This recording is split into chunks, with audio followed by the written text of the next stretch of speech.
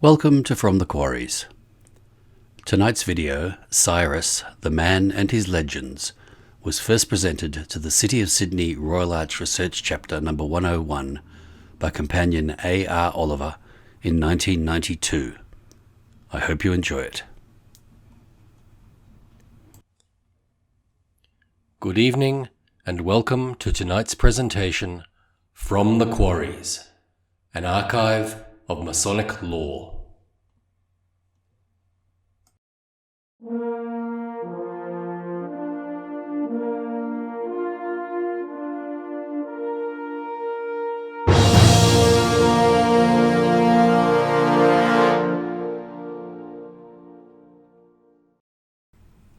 Cyrus, king of Persia and Babylon, holds an important position in Royal Arch Masonry, yet we find few references to him in our literature. He was the man who made it possible for the Jews to return to Jerusalem from Babylon after their captivity. He was thus largely responsible for the conditions of Israel in the time of Christ, which allowed the birth of Christianity with its tremendous effects on the world even to this day. His story demands reflection by all Royal Arch companions. Cyrus was the stuff from which legends are made, and there are many of these associated with the historical facts of his life, often mingled so that it is impossible to separate fact from fantasy.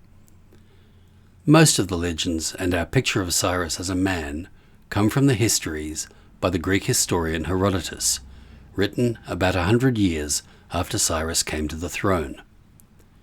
Herodotus was a great traveller, and his work appears to be a record of the traveller's tales that he heard.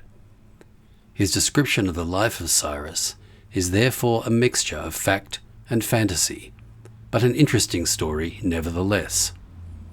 This historical background is well established from various sources. A convenient starting point is 722 BC, when Sargon II provided his army with new weapons of iron and extended the empire of the Assyrians. In the following year, he conquered Israel and deported many Israelites, but left many paying a tribute. During the next 2,500 years, there have been wars in this region, and we see their continuance to this day. The next date that is significant in our story is 608 BC, when King Necho of Egypt defeated King Josiah of Israel at Megiddo, as an indication that the Egyptians were starting to make inroads into the Assyrian Empire after many years of warring between them. 2 years later, the Chaldeans, who were Semites from what is now southeastern Iraq, combined with the Medes and the Persians from what is now Kurdish country in the mountains to the north and northeast, and conquered Nineveh, the old capital of Assyria, which was on the Tigris River, about 200 miles upstream from the present position of Baghdad. The present enmities we look at in the world today are certainly long-standing. The capture of Nineveh caused the breakup of the old Assyrian Empire, the southern part being centered on Babylon, still on the Tigris River, but about 70 miles downstream from Baghdad, whilst the northern part became the start of the Median Empire, with its capital at Ecbatana, some 300 miles to the northeast of Baghdad, well inside the border of modern Iran.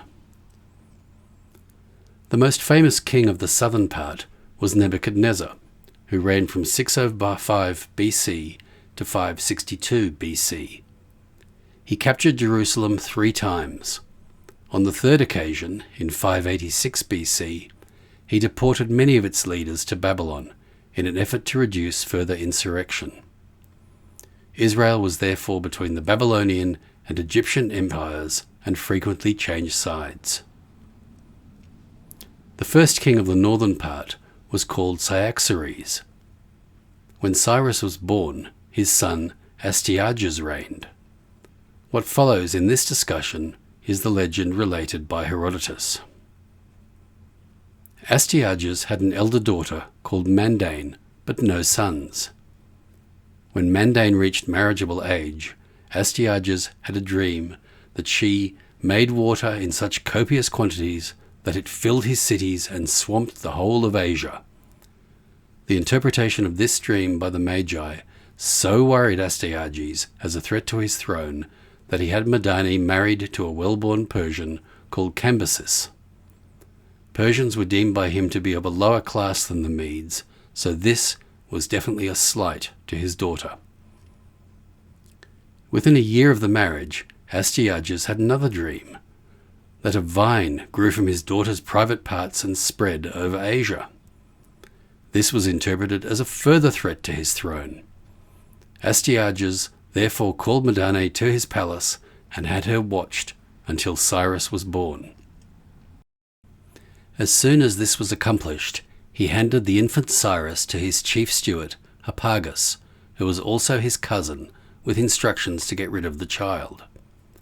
The idea of killing so close a relative greatly distressed Harpagus.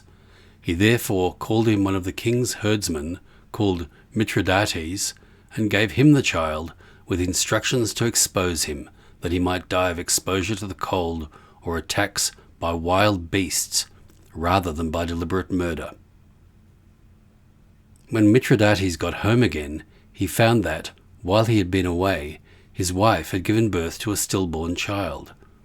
At her insistence, he gave Cyrus to her to bring up as her own while exposing the dead baby. When Cyrus was 10 years old, he betrayed his origin by his regal behaviour, which resulted in Astyages causing him to be brought before the king when he recognized the family likeness. Astyages questioned Mithridates under the threat of torture and learned the whole story. For some undisclosed reason, Astyages let Mithridates go free, but vented his spleen on Harpagus, punishing him in the most terrible way by tricking him into eating the flesh of his own son, thereby turning a trusted aide into a bitter enemy. But Harpagus bided his time. The Magi told Astyages that since Cyrus had been elected king by the village boys, that part of the prophecy of his had been fulfilled, and Cyrus was no longer a threat to his hold on the throne. Cyrus was therefore returned to his natural parents, Cambyses and Madani, in Persia.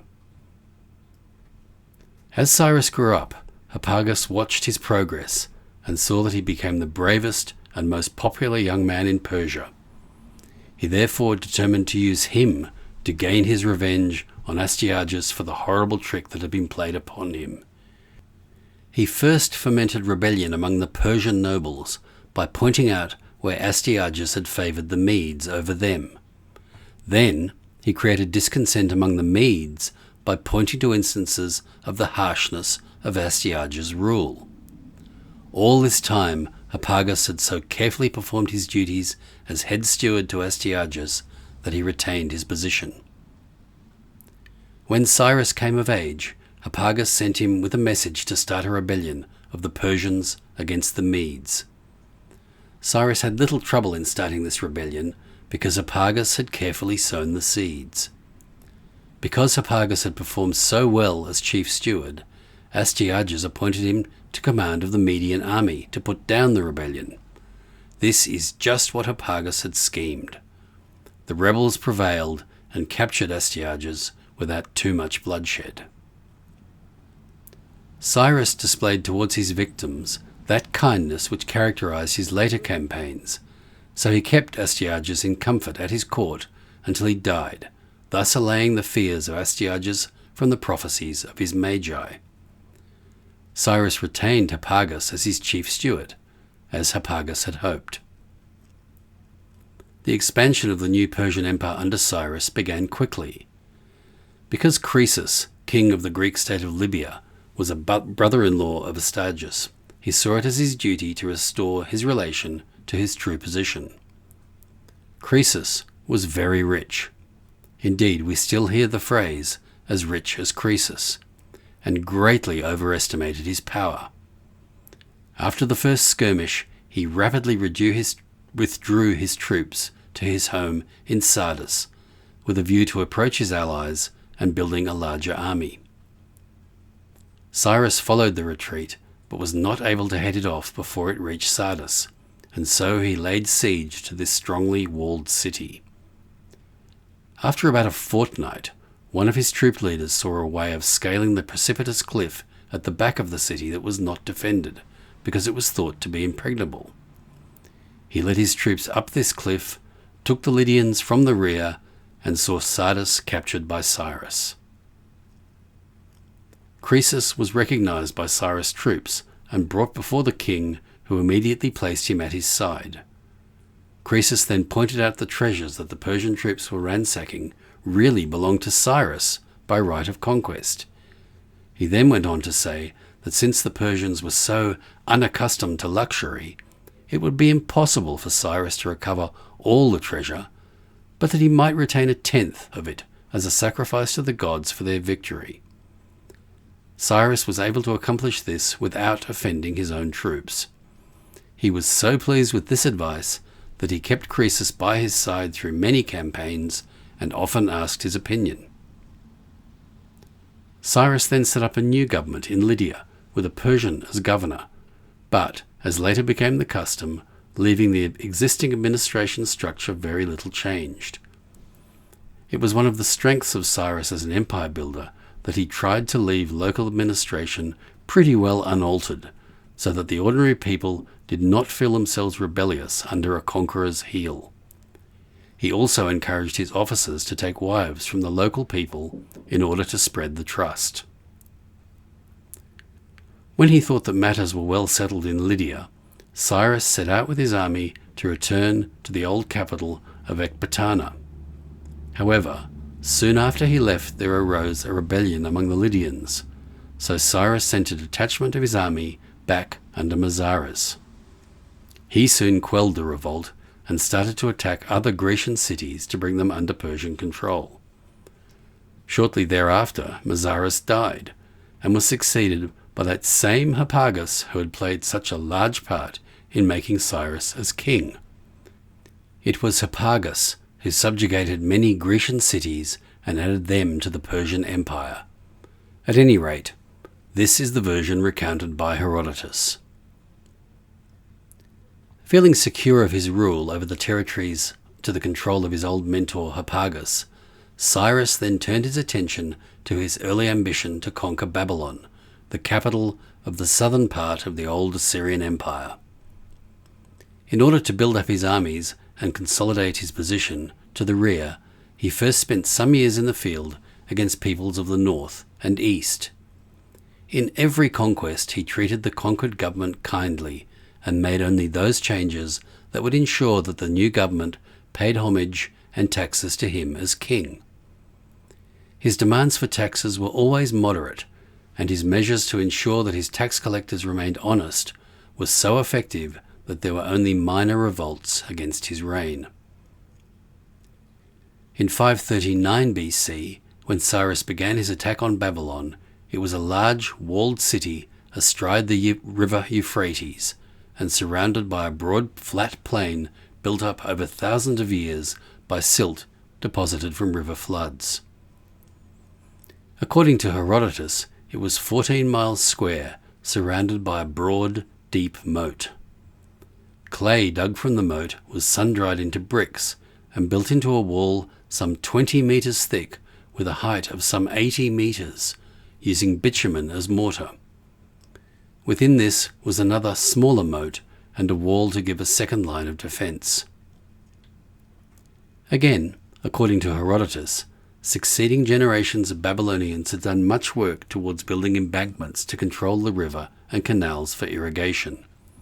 Indeed, there is still much evidence of old works of this sort in that area. Shortly before the invasion by Cyrus, Babylon was under the rule of King Nitocris, who was credited with doing much alteration to the river by increasing the spread of the meanders, etc., with a view to deviating the spread and approach of boats of her enemies, thus giving the Babylonians more time to prepare their defences. Part of this exercise was to form a large, shallow lake upstream of the city. Whilst this lake was filling and the river level through the city consequently low, she caused piers to be built within the city, between which planks were laid to form temporary bridges from one side of the city to the other. This allowed easier communication between the two sides of the city without impairing its defences, because planks over one span were removed at nightfall. At the time of the invasion by Cyrus, the son of Nitocris ruled in Babylon. His name had been transmitted to us from other various sources. Herodotus gave it as Labinex, while other sources quote it as Nabonidus. The book of Daniel uses Nebuchadnezzar, but this is likely to be a title because it was this man's grandfather who first bore the name, was responsible for the destruction of Jerusalem, and founded the Babylonian Empire some 70 years earlier. This sort of confusion often arises in the translation of names from one language to another, because they are sometimes treated as titles. As Darius has been translated as Darawesh in recent times in Persia, and sometimes as having some meaning in the original tongue, as for example, does the name Smith have with us. It must be remembered that these early languages were not always written in the alphabet that we know today, but often in other forms, such as the hieroglyphics used in Egypt. The story told by Herodotus has it that when Cyrus approached the city with his Persian army, the Babylonians came out to meet him, but got the worst of a brief skirmish, and so retreated to within the city walls. Cyrus laid siege to the city, but it was so well fortified in provisions that the siege just dragged on. Then, somewhere within Cyrus's troops, emerged a plan that won him the city in 538 BC. It appears that the lake which Nitocris had built had been subsequently bypassed by the river, cutting a new channel in a flood, with the new channel being confined to new levees. This left the old lake as a low marsh below the new banks. Cyrus left part of his army near Babylon and took the remainder and its camp followers upstream to divert the river into its old lake. While it was filling, the level of the river at the city fell far enough for his troops to wade and capture the city from within. The Babylonians had forgotten this possibility and had left their inner defences along the river unmanned, and so Cyrus' troops attacked them from behind and conquered the city with little bloodshed. It appears that Cyrus contemplated a conquest of Egypt, but decided to set up Israel as a puppet state between Babylon and Egypt, in much the same way as Russia set up Poland and other European states between herself and the rest of Europe after World War II. Cyrus found within Babylon the small colony of Jews who had been exiled there by Nebuchadnezzar some 70 years before. He also found the man we call Zerubbabel, more properly called Zerubbabel, the last prince of the house of David, and commissioned him to lead a contingent of exiles back to Jerusalem to rebuild their city and the temple of their God. We have the biblical record that this was eventually achieved. Masons have added various myths and legends to these records to illustrate the moral truths which are the foundations of our Royal Arch degree. There is no historical evidence that those who accompanied or followed Zerubbabel made any discovery of importance. Indeed, the Irish version of this degree relates to the biblical record of a discovery at the time of Josiah. The purpose of the Royal Arch degree, wherever it is worked, is to invoke us to reflect on the genuine secrets of a master mason. In one sense, these are known to all, because they are the true name and nature of God. In another sense, they cannot be known until we die, the ultimate fate of us all. In the working of this degree, we should contemplate these truths, while remembering that it was the many kindly acts of Cyrus, some 2,500 years ago, that conditioned our thoughts today, and thus allowed us to develop our faith.